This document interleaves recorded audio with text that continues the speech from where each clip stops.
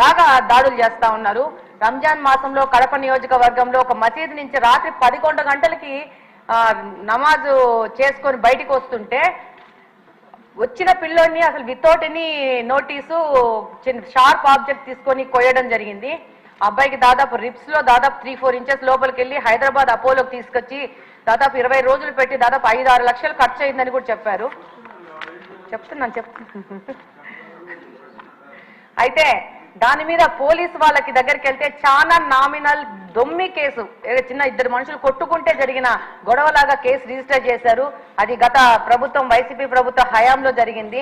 ఇలాంటి కేసెస్ చాలా ఉన్నాయి పోలీస్ డిపార్ట్మెంట్ దగ్గర. వాటన్నిటిని కూడా మళ్ళీ చెక్ చేసేసి వాటిని సరైన ఎఫ్ఐఆర్ రిజిస్టర్ చేసి వాళ్ళకి న్యాయం చేయాలని కోరుకుంటున్నాను. అలాగనే ఈ గాంజా మీద ఒక స్పెషల్ టాస్క్ ఫోర్స్ ఏర్పాటు చేసి ప్రత్యేకంగా మీకు అవసరం ఉంటే నాకంత తెలియదు కాబట్టి స్పెషల్ గా రిక్రూట్ చేసుకునైనా కూడా దీని మీద ముందుకు పోవాల్సిన అవసరం ఎంతగానో ఉంది. లేకపోతే సమాజం మొత్తము పాడైపోయే ప్రమాదం ఉంది. ధన్యవాదాలు అధ్యక్ష. ధన్యవాదాలు అధ్యక్ష. అసాంఘిక శక్తుల గురించి అదేవిధంగా ఈ బ్లేడ్ బ్యాచ్ నియంత్రణ గురించి ఒకసారి మాట్లాడాలనుకుంటే లాస్ట్ 5 yearsలో నేను చాలా సందర్భాల్లో చెప్పాను అధ్యక్ష, పోలీసు వ్యవస్థని పోలీస్ నిఘా వ్యవస్థని కూడా కంప్లీట్గా నిర్వీర్యం చేసే పరిస్థితి వచ్చింది అధ్యక్ష. ఎందుకు ఈ మాట చెప్తున్నానంటే లాస్ట్ 5 yearsలోని కూడా అప్పుడు ముఖ్యమంత్రి జగన్మోహన్ రెడ్డి రోడ్డు మీదకి వస్తే పరదాలు కట్టడానికో బారికేడ్లు వేయడానికో లేకపోతే హౌస్ అరెస్టులు చేయడానికో వీటి మీద పెట్టిన దృష్టి అసాంఘిక శక్తుల్ని పట్టుకుందామని కానీ నేరస్తులను పట్టుకుందామని కానీ వాటిని పట్టుకునేడానికి ఉన్న సిస్టమ్ని కనీసం వాళ్ళు తిరిగి పునరుద్ధరించుకోవాలన్న తపన కూడా లేకుండా మొత్తాన్ని నిర్వీర్యం చేసిన పరిస్థితి వచ్చింది అధ్యక్ష. దాని పర్యవేక్షణలో భాగంగానే ఈ 5 సంవత్సరాల్లోని కూడా ఇంచుమించుగా మనం ఒకసారి కంపేర్ చేసుకుంటే బిఫోర్ 2014 మనకి టోటల్ కేసెస్ ఈ బ్లేడ్ బ్యాచ్కి సంబంధించి ఈస్ట్ గోదావరిలో చూసుకుంటే 133 ఉంటే 2014-19 అదేవిధంగా 2014-19కి ఒక 400 ఉన్నాయి అధ్యక్ష. 2019-24లో ఒకసారి మనం చూసుకుంటే అధ్యక్ష దగ్గర కేసెస్ అవన్నీ కూడా దగ్గర డబుల్ అయిన పరిస్థితి అధ్యక్ష. వీళ్ళ మీద ఎన్ని పీడీ యాక్ట్లు పెట్టినా ఒక ఈస్ట్ గోదావరిలోనే ఇంచుమించుగా 500 వరకు కేసెస్ నమోదు బ్లేడ్ బ్యాచ్ ఐడెంటిఫికేషన్ చేయడం అధ్యక్ష.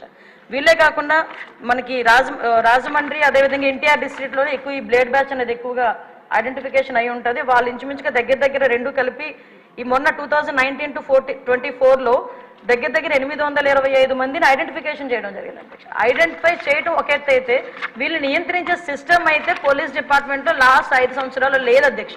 ఎందుకు ఈ మాట చెప్తున్నానంటే దగ్గర 15,000 సీసీ కెమెరాలు 2014-19 వరకు టీడీపీ హయాంలో పెడితే ఒక్క సీసీ కెమెరాని పెట్టకపోవడం సరికదా ఉన్న సీసీ కెమెరాలను కూడా పునరుద్ధరించుకోకపోవడం అనేది నిజంగా ఒక సిగ్గుచేడు అధ్యక్ష.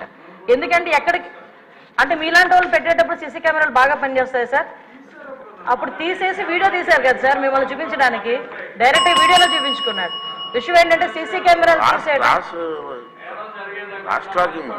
సీసీ కెమెరాలు పునరుద్ధరించుకోకపోవడం ఒక ఎత్తు అయితే కనీసం మనం ఒక క్రిమినల్ని పట్టుకున్న తర్వాత అతని క్రిమినల్ బ్యాక్గ్రౌండ్ మనం చెక్ చేయడానికి automated finger print identification system అని చెప్పి అది కూడా చంద్రబాబు నాయుడు గారి హయాంలో మనం పెట్టడం జరిగింది. దాన్ని కూడా డబ్బులు కట్టగా దాన్ని కూడా కంప్లీట్గా నిర్వీర్యం చేసిన పరిస్థితి అధ్యక్ష. అవే కాకుండా మనకి ఇంతకు ముందు ఏదైనా ఈ బ్లేడ్ బ్యాచ్ కానీ ఎవరైనా అసాంఘిక శక్తులు ఎక్కడైనా ఊర్లలో వెళితే ఆ హౌసెస్ దగ్గర కూడా మానిటరింగ్ చేసేవాళ్ళం అధ్యక్ష.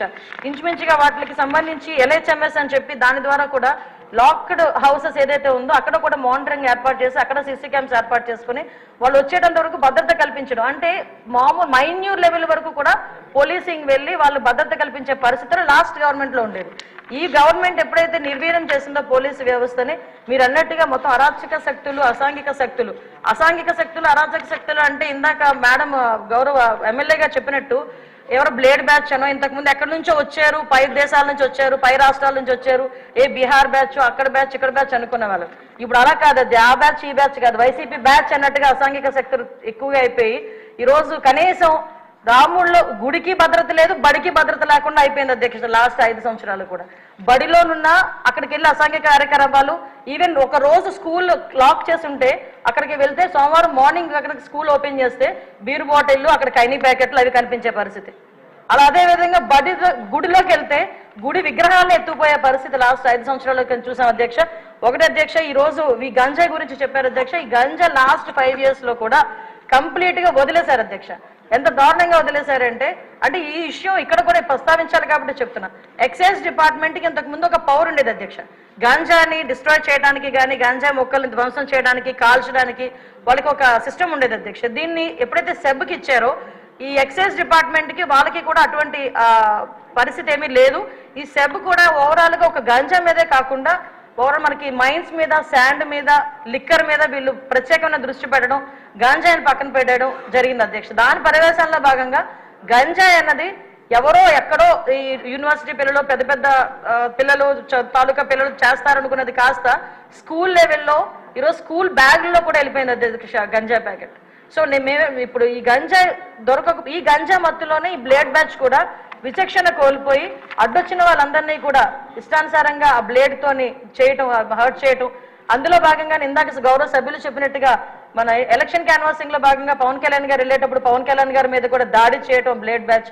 అంటే వాళ్ళకి ఒక విచక్షణ కోల్పోయి ఇలాంటి వాళ్ళని హైయర్ చేసుకుంటారు అధ్యక్ష. కొన్ని రాజకీయ పార్టీలు ఈ అసాంఘిక శక్తుల్ని ఇలాంటి వాళ్ళని హైయర్ చేసుకుని గుంపుల్లో పంపించి కూడా ఇలాంటి పనులు కూడా చేస్తున్నారు అధ్యక్ష. వీళ్ళకి గంజాయి దొరకకపోతే వైట్నర్ స్మెల్ గట్టిగా తీసి దాంతో కూడా వాళ్ళు మద్దతు తెచ్చుకొని వాళ్ళు ఇలాంటి అసాంఘిక కార్యకలాపాలు, అంటే అసాంఘిక కార్యకలాపాలు ఈజీ మనీ గురించి పిల్లలు పాడైపోతున్నారు, పిల్లలు దానికి అడిక్ట్ అయిపోతున్నారు అన్న విషయం అయితే మా దృష్టికి వచ్చింది అధ్యక్ష.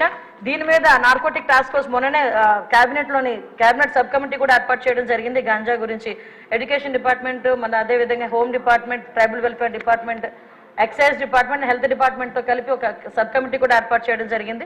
నార్కోటిక్ టాస్క్ ఫోర్స్ కూడా ఒక అతి తొందరలో కేబినెట్ కూడా ఆమోదం పొందిన తర్వాత narcotic task force with special officers తో పాటు ఏర్పాటు చేయడం జరుగుతుంది. వీటితో పాటు ఒక టోల్ ఫ్రీ నెంబర్ కూడా ఇస్తున్నాం. గాంజాకి ఎస్పెషల్లీ గాంజా పర్పస్ లో ఒక టోల్ ఫ్రీ నెంబర్ కూడా ఏర్పాటు చేయడం జరుగుతుంది. సో ఇవన్నీ ఒక ఎత్తైతే అధ్యక్ష. ఈ రోజు నేను మళ్ళీ చెప్తున్నాను అధ్యక్ష, ఈ సీసీ క్యామ్స్ పునరుద్ధరించుకొని ఏదైతే టెక్నాలజీని యూజ్ చేసుకుని రాబోయే కాలంలో ఎట్టి పరిస్థితుల్లోని అసాంఘిక కార్యక్రమాలు చేయడానికి ఆలోచన కూడా రాకుండా చేయడానికి ఒక ఉక్కుపాదం మోపడానికి పోలీసు వ్యవస్థ, హోంశాఖ కూడా సిద్ధంగా ఉందని, దానికి గౌరవ చంద్రబాబు నాయుడు గారు కానీ పవన్ కళ్యాణ్ గారు కానీ అందరూ కూడా మాకు సహకరిస్తున్నారని చెప్తూ సెలవు తీసుకుంటున్నాను అధ్యక్ష. క్వశ్చన్ నెంబర్ 27 ఎడ్యుకేషన్ మినిస్టర్ గారు.